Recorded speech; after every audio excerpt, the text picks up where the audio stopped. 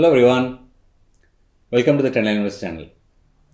So last week I posted one video which is a really good video if you're a beginner, and the video spoke about how I use my scanners and how I scan through stocks, and also give you a quick trick how you can import all your stocks from charting to TradingView or any scanner to TradingView in just a few minutes.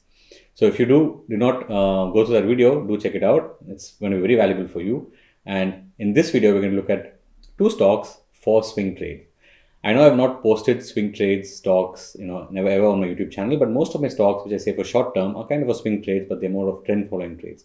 But today I'm going to tell you how you can, look stocks for swing trades and what's the most important factor in a swing trade and how you can enter and also how you should be exiting these swing trades. Okay, so let's take a look at this video today. The two stocks that we're going to discuss is Savita Oil Technologies, or SOTL as you may call it, and the other stock that we're going to look at is DIC India. Okay, so these are two stocks. Let's look at the first stock, which is SOTL.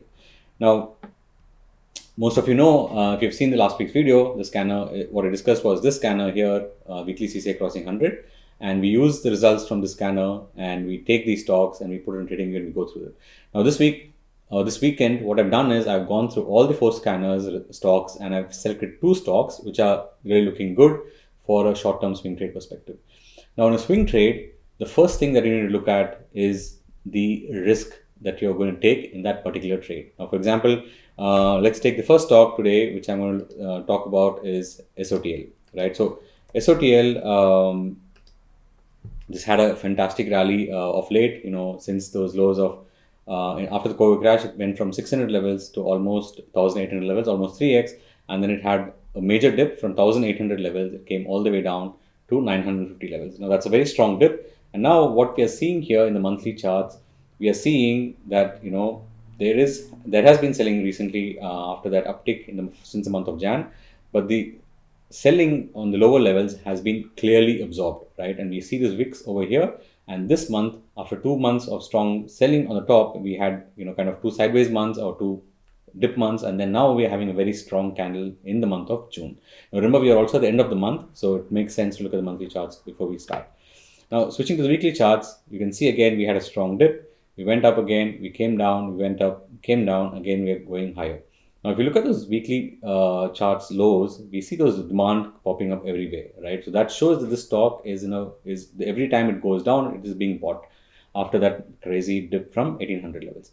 Now, if you switch to the daily charts, now this is how I'm going to take the trade. I'm going to explain you how you should be entering the stock. Now, on the daily charts, you can clearly see that we have this nice base which has been forming. And the base has been forming since the last 6 months. So since last 7 months, in fact, since Jan, we see we had a dip, we had another dip, we had another dip, and now we are almost making a new higher high. Now for simplicity purposes, I'm going to use a pivot to show you how to spot those higher highs that we're going to make, right? So you see this high, after this high, we made this high, we tried to cross it at 1240, it was below this high, but then we came in again.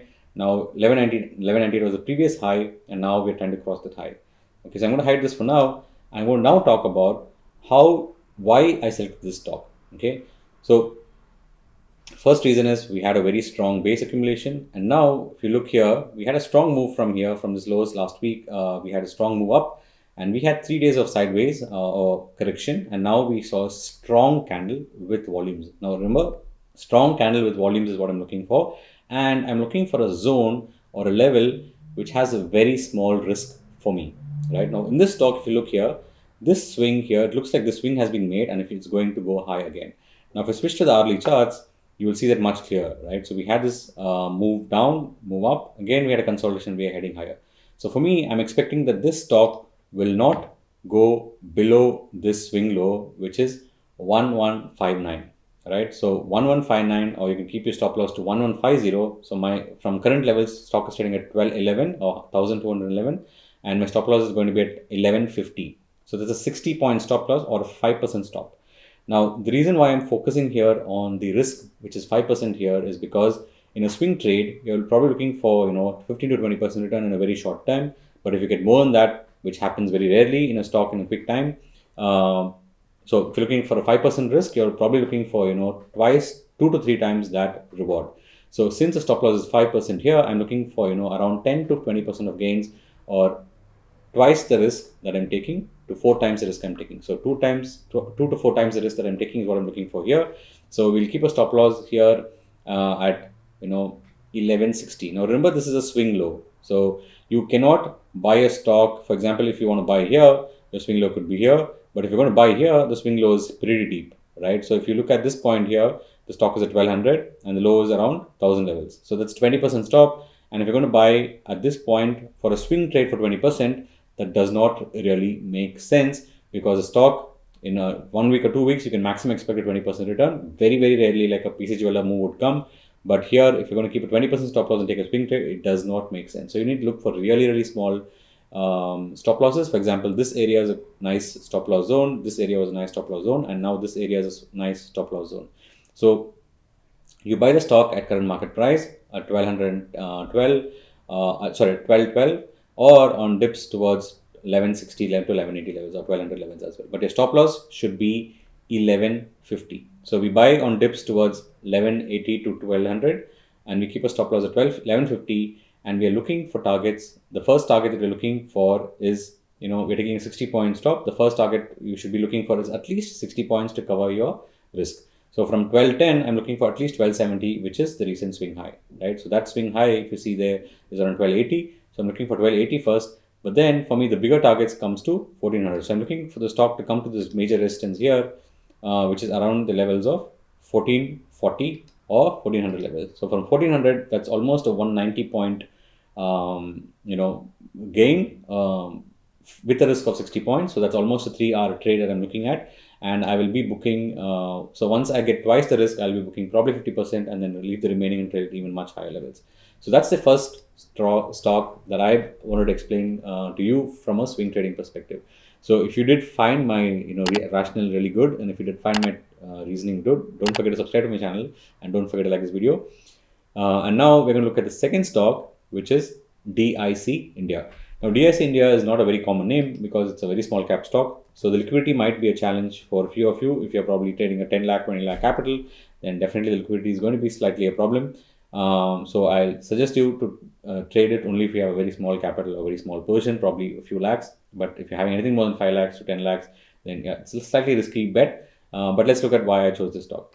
Now, if you look at the weekly charts, as I said again here, we had a major rise from 270 to 500 levels. Now, we had a strong dip. And if you look at the monthly charts here, this looks for me like a parallel channel reversal. So we had a breakout, a long-term breakout here.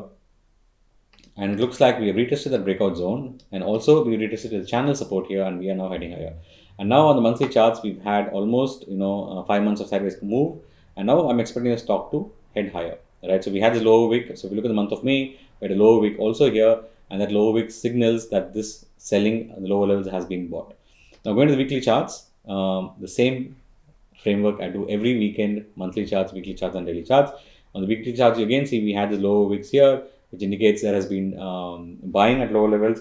And even if you look at this zone over here, we had buying coming at the lower levels. So for me, DIC India is probably a very good stock for a swing trade. And let's look at daily charts to find what is the entry and what is the stop loss. So how did I find DIC India? Just to give you that perspective here, so CCI daily crossing minus 100 is how I found DIC India. And SOTL, it came in my scanner of the weekly CCI scanner, crossing 100, right? So that's how I found these two stocks.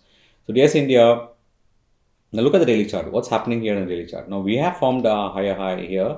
Now recently we did cross that higher high, and we did try to attempt to head higher. But remember, the stock was extended too much on the shorter time frame, and that's why we had a dip. But now the dip has come at a very, very important zone. Now if you look at the zone here, we look at the weekly chart as well.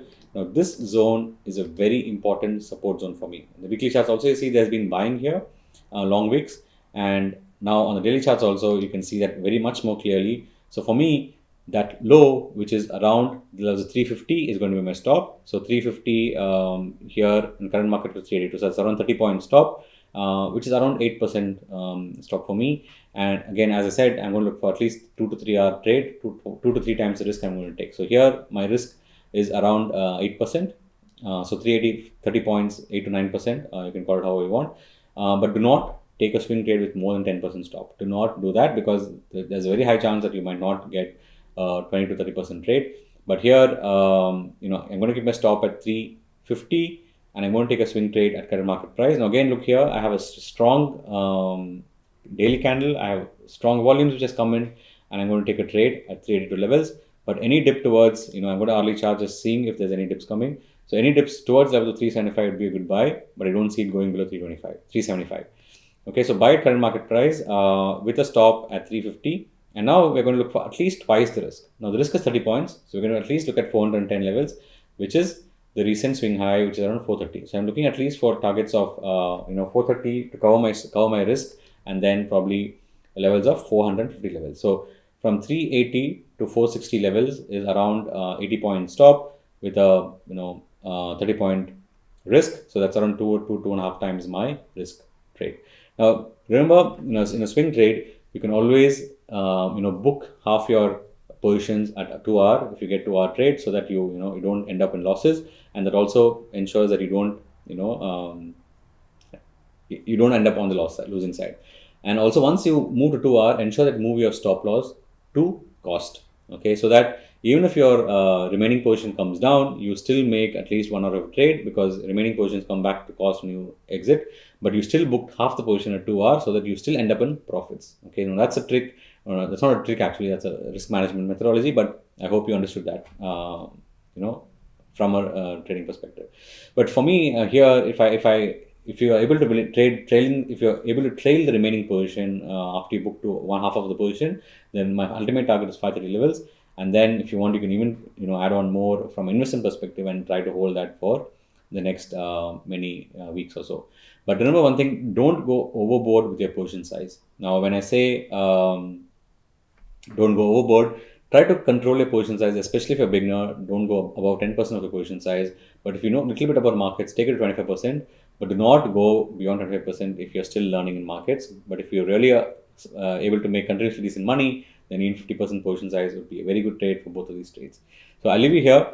These are two stocks that I want to discuss from a swing trading perspective. If you do want more swing trades, do let me know in the comment section. That will keep me motivated, and do let me know if you have any questions on these two stock trades. So I'll leave you here. Take care, stay safe, and trade safe. Until I see you in another video. Don't forget to subscribe to my channel. Bye-bye.